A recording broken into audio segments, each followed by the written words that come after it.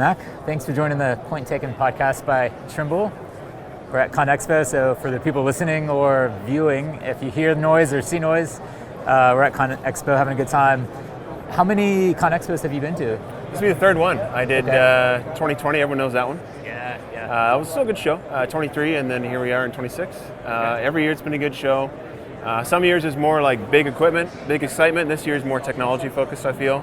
There's some changes to products out there, but there's nothing like, 395 or something giant like that. It's like they're really honing in on technology, AI integration, and helping their customers that way more. So it's an interesting show, a lot to see. So you're saying a lot of people focus on the technology? Yeah, a lot of manufacturers, even like Trimble, a lot of manufacturers focusing on the technology piece, not so much the splash with the big equipment.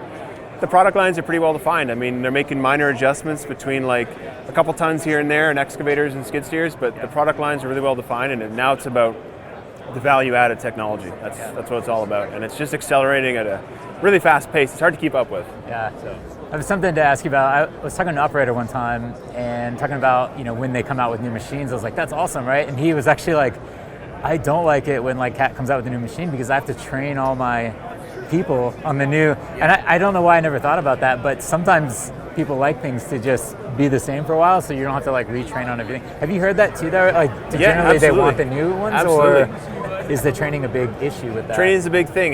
Back in the day, bring out like an R series Cat, you kind of get your commissioning training, and everyone kind of knows how to run a Cat. And then nowadays it's auto carry, auto rip, all this technology that's packed into it, and the dealers and the OEMs are actually staffing up trainers to go out and help customers use this technology, because everyone's kind of using a dozer and excavator how it's always been used, and the real level up is leveraging all the technology they pack in. But it's so much as an operator, you've got to do your day-to-day job, and then you've got to also learn the technology that can help you do that. And sometimes that doesn't get utilized, and I think that's an important part of any contractor strategies to leverage the technology that's packed into these machines. Yeah. So. Kind of on the training as well, something I've been asking a couple of people, do you think an operator should learn without technology, like learn how to use the machines and then add on technology, or should you learn it at the same time today, because we've got it?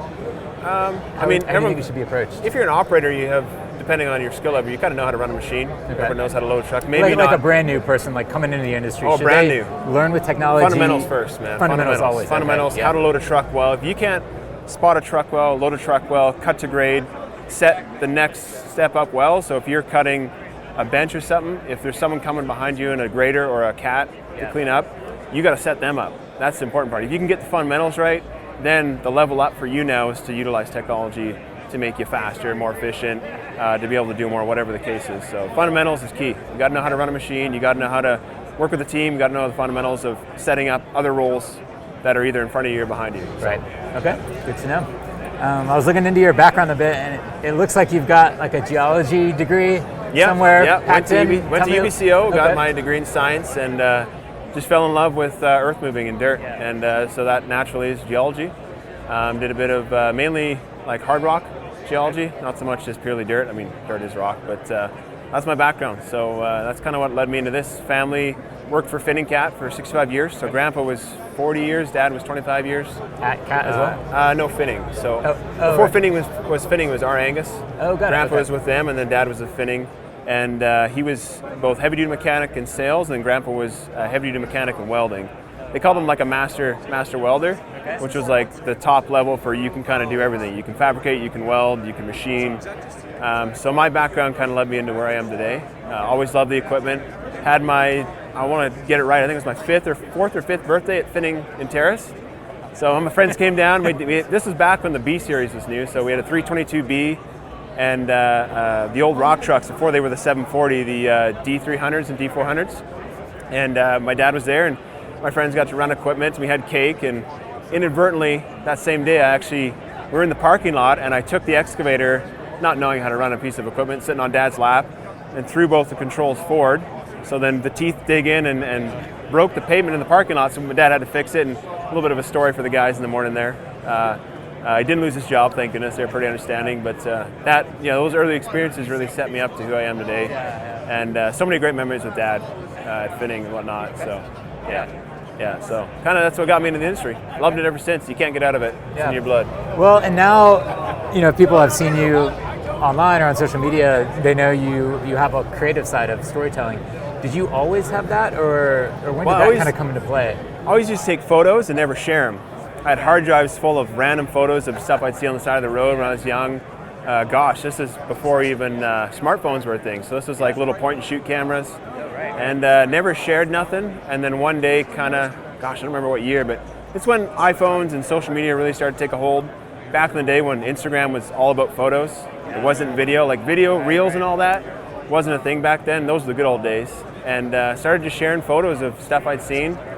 Realized there's a huge community out there of contractors, laborers, individuals, VPs, CEOs that contribute. And I was like, hey, this is cool. I want to be part of this. And really started stepping up, sharing more, pitching companies on why it's important. And back then it was harder than it is now, because now everyone realizes the significance and importance of it. But back then it's like trying to sell someone on the internet in 1994. So it was a pretty foreign topic, but just kept on it and kept sharing and kept growing from there. And always just tried to focus on sharing something of value, something interesting. People want to follow a story, man. They don't want to follow like, hey, you know, this skid steer is 200 horsepower. They want to follow a story. How are you using it? Who's the customer? You know, who ran the company? Is it a family business? How do they spec it? Where are they working? Oh, they're doing this job. Like, oh, they built that bridge. You know, people want to follow a story. So I've kind of just stayed on that thread the whole time, and kind of here we are. Just locked into that. So. Okay, nice. And now, I mean, you have a company that does that today. Was that, when did you kind of transition from just you to like, all right, let's build this in? And also tell me a little bit about what is the full range of things that you do? Sure. I mean, kind of when did we start taking this serious? First couple of years just for fun. Yeah. And then I was like, hey, there's actually a need for this and a need for it done well. And not that we're perfect and we do everything great. We're always learning, always getting feedback from our audience, our customers really, about how we could improve things. But kind of started taking it serious about 2-3 years ago. Actually intentional, like, hey, here's a core service offering. You know, here's the value we bring. We're trying to build up an audience so people want to work with us because they want exposure to an audience that's primed and ready to receive information or a product or a story. Kind of where we are today with services. I mean, we do a blanket of things. When I say media, like it's photo, video. We write for a few key magazines like Awesome EarthMovers, Heavy Equipment Guide, Engineering Mining Journal, so we contribute there. And that's just like additional exposure. I think people still read. I love a good book. I don't like to read stuff on the computer too much. People still pick up publications, so we try to tap that audience and contribute customer stories or whatever to those. Apart from that, we're getting really big on YouTube now. I've really noticed we kind of went through an interesting era. So the early days of Instagram, like before 2020, Instagram was really heavy on photos, and the photos only. You could post a video and it would get like a third of the engagement of photos. I think carousels were a big thing, but then we noticed reels and short form vertical video really picked up. And now we're really seeing, I think people are still consuming that, but they're kind of tired of it. People want long form again. So now we're really noticing an uptick in long form, and that's what I'm trying to really capitalize on, is good long form storytelling. And where do you do that? It's YouTube. So YouTube's actually bigger. You can look it up, but I'm pretty sure they're bigger in watch time, the amount of content they have, than like Netflix and some of the other video streaming platforms.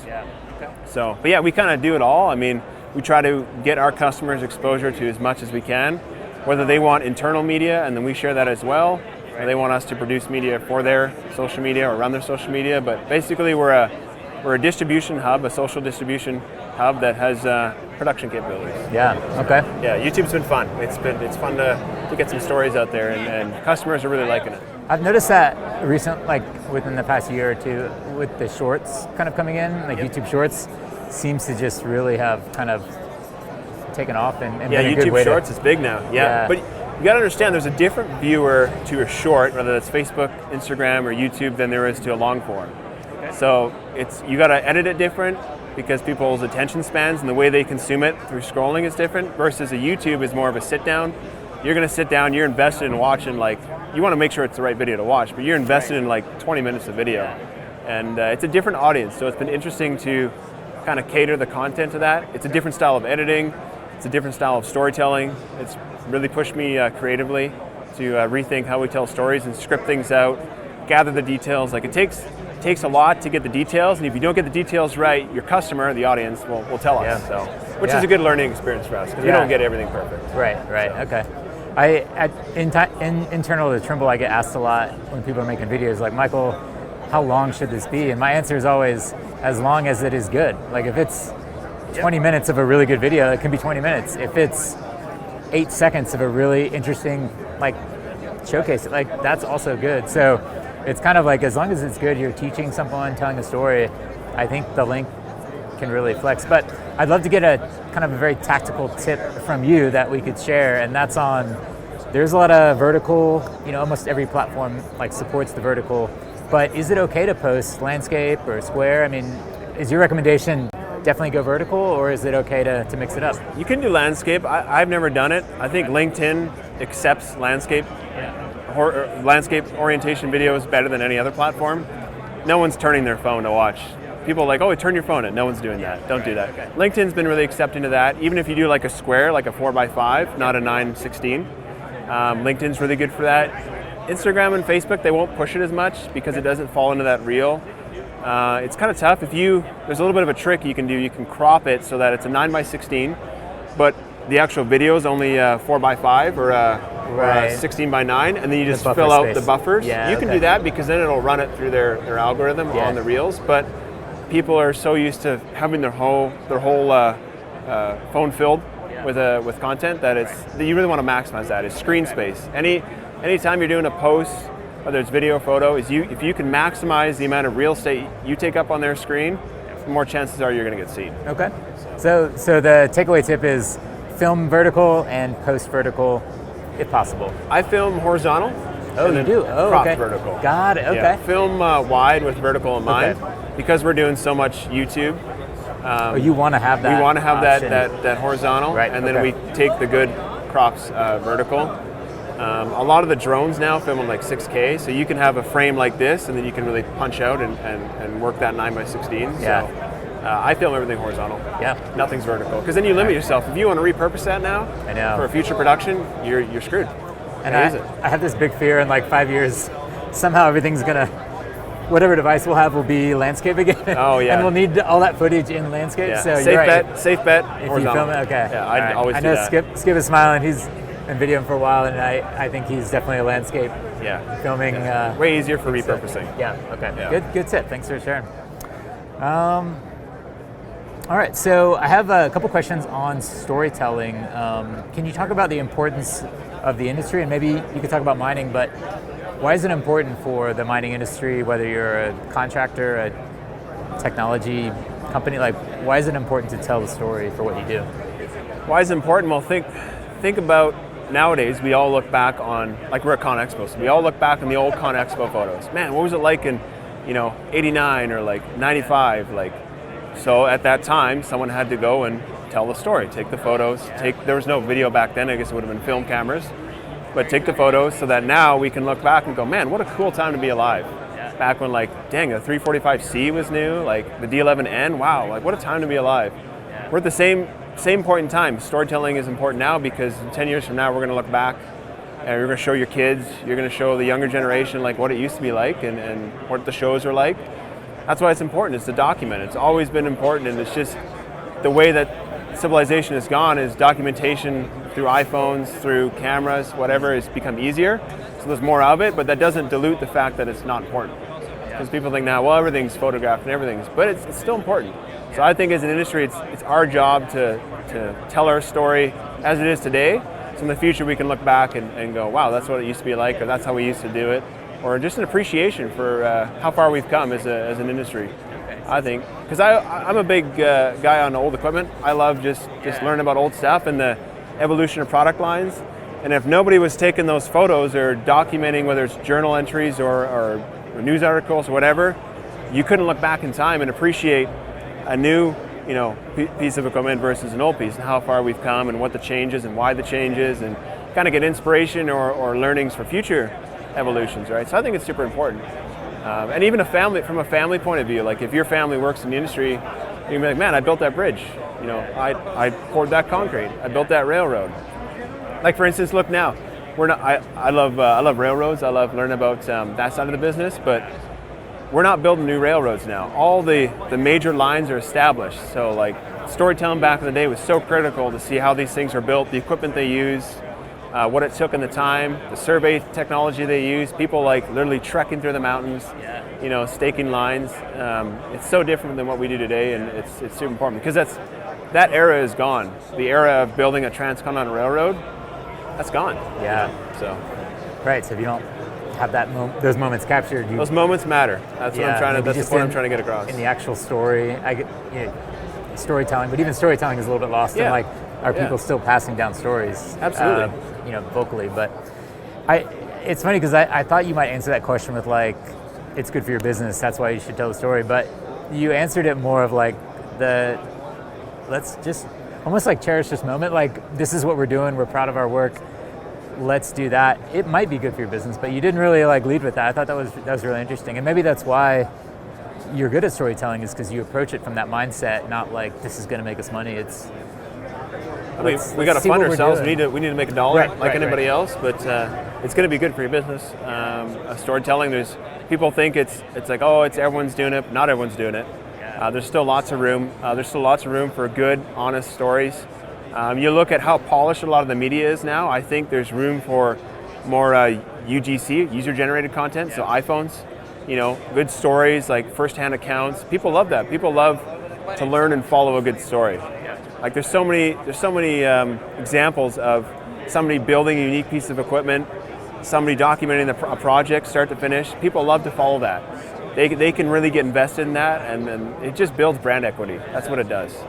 So, and it's the funny thing is it's hard as a business. It's hard to quantify brand equity. Like all the accountants like to put on their spreadsheets, and we spent this much and we got this many customers. It's hard to quantify brand equity. But then you go to shows like this and you see, you're like, man, I've seen that brand, I've seen that company. That's priceless, right? Yeah, so. Yeah, and that's why a lot of people buy. It's because of the brand at the end of the day, or the relationship with the brand. Exactly. So yeah. All right. So maybe advice for companies that are maybe bought into like, yeah, we do need to tell our story. How do they start? Is that something that they can do in-house? Do they just start filming stuff kind of willy-nilly? Like, what's your advice for a company that wants to just start? It's always, everyone just tries to get it right. You got to get the perfect equipment. You got to work with the perfect agency. You got to work with the perfect influence or whatever. Just start. Do it on your own. Figure it out. Learn. You look at camera gear, how affordable it's become. Like a drone now. Think about what you can do with a drone. You can do with a drone what you could have had to do with a helicopter back in the day. Right? I mean, it's for like $2,000. You can buy a drone and do that. Like, it's pretty affordable to do this stuff. So it's become easier to do it. And I think a lot of people get into the mindset that everyone's doing it. What value am I going to add? But every company, every product has its own story, and somebody's got to share it. So, and the best person to share it is you with the tools you have. Everyone thinks, oh, I got to get the best camera. The best camera is one you have, and if that's your iPhone, that's the best one. You know, being at the right place at the right time is always, paid dividends for me, and trying to line myself up for that is important. You can have the best drone, the best camera. All that matters is connecting with the right people and doing it. And just so, piece of advice: just get started. Pick a platform. Don't get too spread out. I see a lot of people try and do like everything, and you get worn down and end up doing nothing. So I mean, Instagram's got a huge community. A lot of great people on there. I always value going on there and connecting with folks, whether that's comments, messages, seeing other people's posts, seeing people engage with our posts. LinkedIn's a really good community, really professional. Different audience than Instagram on there. YouTube is really good as well. A lot more mature audience on there. I'm on Facebook. I kind of posted there when I posted Instagram, but TikTok, don't play that game. Really? You get too spread out, and then you end up doing nothing. Yeah. You end up being so focused on just hitting all your metrics on posting that you kind of lose track on really trying to go deep on a couple platforms and go too wide. So interesting. Okay. Yeah. That's my take. And when so let's say you're posting on LinkedIn, Facebook, and Instagram. Yep. When you make a video, let's say you have a good from that trip to New Zealand, or you're just out in a mine somewhere and you have a good video, are you posting that same video on all three platforms? Are you altering it? How does that usually work for you? So kind of the strategy is now, as of recently, because we're focused on YouTube as a way to tell stories and give customers access to an audience, is we'll take a full-length video, usually about 15 to 25 minutes. We'll run that, and then we'll break out shorts from that. Those run on LinkedIn, Facebook, Instagram, and 9x16 vertical. And then I'm there taking photos, so the photos also complement the video. Because some people really enjoy photos. Yeah. Some people enjoy reels more. They like a good read. Take a moment and see what's going on. Yeah. I appreciate a good photo. So start with the long form, break it out into shorts, and then we further break it out into maybe it's a podcast, maybe it's a magazine article. But it all just tiers down. So that's what I try to do. Sometimes I'll just go out and do a bunch of photos, or just a couple iPhone videos. But the end goal is that structure, because that provides the most value and that gets the most viewers. And it just allows us to have a library of content that we're constantly pulling from, instead of always chasing like little things here and there, trying to fill out our calendar. So because if we always have a video going out every 2 weeks, is what we try to do, we always know we have content that's going to drive viewers to that and just fill out the schedule, so that we're constantly posting. That's another tip. Consistency is more important than having it perfect. If you can consistently post, always show up, people remember that, people invest in following you. You said it's more important than what?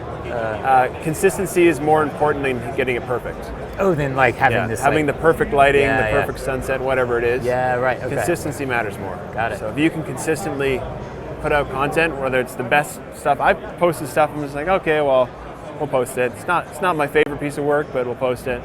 That's more important because it builds a muscle, it builds a rhythm. It allows you to then look ahead and be like, okay, what do we need to be planning next? Because you're already in that cadence of posting.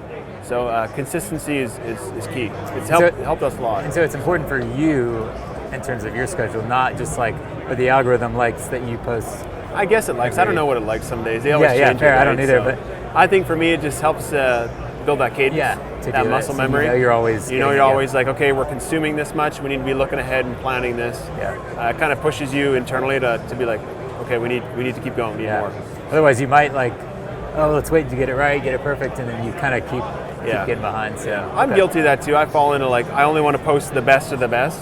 Yeah. But people enjoy like a kind of a weird photo, or like a non, isn't composed right, or doesn't look perfect. People kind of like that because it shows that you're real. It shows that you're human. People like the iPhone videos.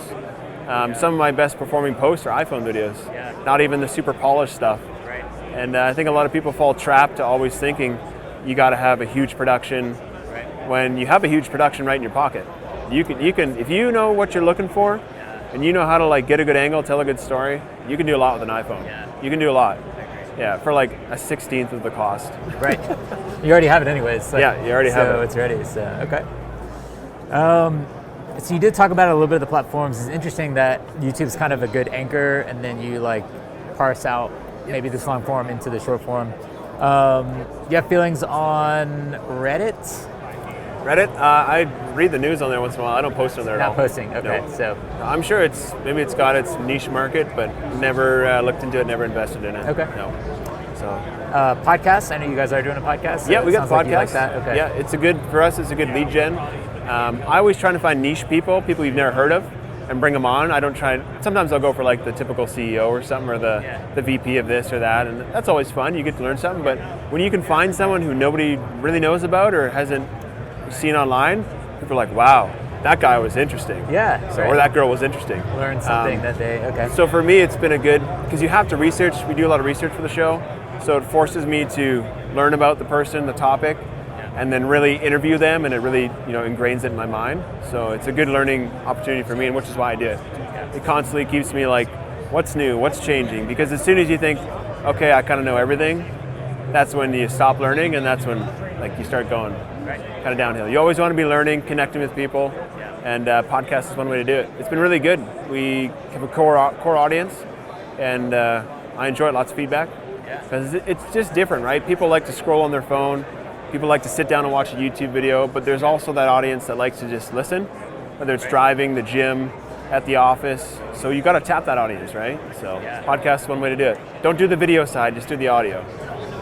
I don't do any video. So you're actually no video. Okay. Yeah, because the podcast is think about it. When you watch podcasts on YouTube, you throw it on and you open up another tab. You're not watching. Fair. Okay. Yeah, you're just using.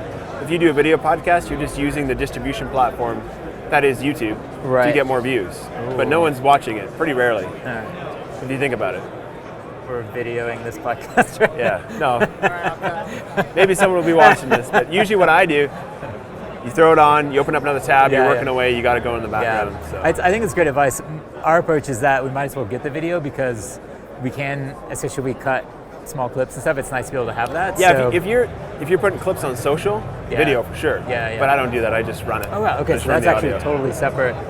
You don't cross that over at all. No, I just promote it. I just promote it on our platforms, and then people listen or they don't listen. Okay. I don't really care. Yeah. So it's not a revenue generating thing for us. Right. Keep it in its like space. So, but yeah, if you're doing the video, so if you're going to run clips on social, then for sure. Okay. For sure. What about? I have a note on here on Substack, but it's more about. There's so much on photo and video now, but like the whole art of writing, and it sounds like you still do some writing. You said, but. Anything like Substack or just blogs, like you still kind of like that medium to get the word out? We contribute to magazine publications, so I still do a lot of writing. Not the best at it, always learning. Okay. But even on social, I'm always doing a lot of writing. Like we'll have a library of content, we're doing captions. Yeah. Like I try to get in the mood, so to speak. If something comes to me in the moment, I'm in my notes on my phone writing it down. Usually I put some music on, and I'll just kind of look at photos and review a trip. Any notes from the trip, we'll then pull those and kind of break out the post. But writing for social is tough because you lose someone in one word. You've got to really be concise with your words and deliver some sort of message or value or learning. Otherwise, you're just reading something this long and you get nothing out of it. If people are going to stop and invest time to read a post on Instagram or Facebook, that means you got them and you got to keep them through the whole thing. So writing is tough. I'm still not mastered it, but it's an important skill.